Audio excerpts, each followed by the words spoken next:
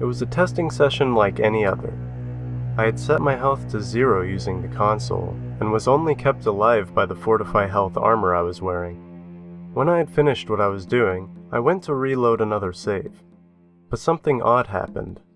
The long fade-in that plagued Skyrim Special Edition was gone, and I was able to move freely as soon as the load ended. This excited me, because the fade-in is one reason why Special Edition is less attractive for speedrunning. First off, what exactly is happening here? In Skyrim, if you die while the screen is fading in, the effect will be cancelled. But if you have 0 base health and then load a save, the game will think you're dead at some point during the load, disabling the fade-in prematurely. This led me to name the bug dead loading. Unfortunately, as I experimented, I realized that it had many limitations.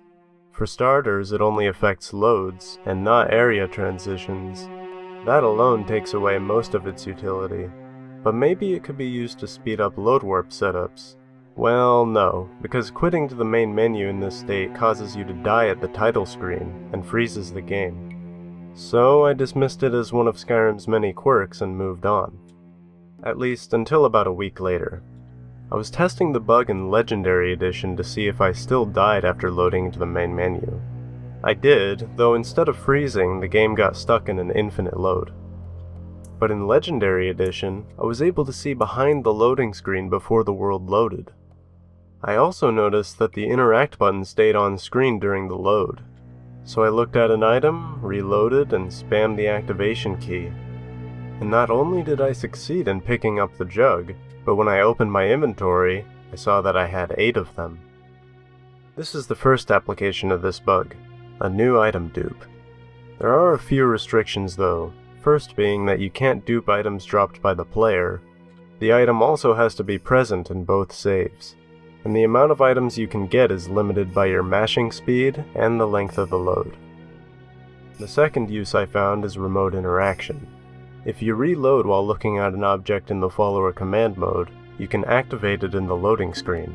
Just make sure the save you're loading isn't also in the command mode. When interacting with things using dead loading, both saves have to be in the same cell. However, there's one notable exception to this rule: doors. Any door you're looking at can be carried into any save with this method, allowing you to load warp through the door. But the difficulty remains: how to reach 0 base health at all. There are a few constant effects in the game that reduce your maximum health, but they're impractical for this purpose. So that leaves us with the Ravage Health Alchemy effect. Initially, I was under the impression that you would have to do an alchemy loop to make a potion with a magnitude of over 100 points. But unlike most alchemy effects, Ravage Health stacks with itself even if applied from an identical potion. In an all main quests run, you could get a skeever tail from one of the dead skeevers before leaving Bleak Falls Barrow. Then, after taking the carriage to Riften, loot the fish barrel to the right before stealing the horse. The barrel always has a salt pile, and has a 25% chance to spawn a Cyrodiilic spade tail. If you get lucky in Morthal, one of the guards could drop an Amulet of Archay for a Fortify Health effect.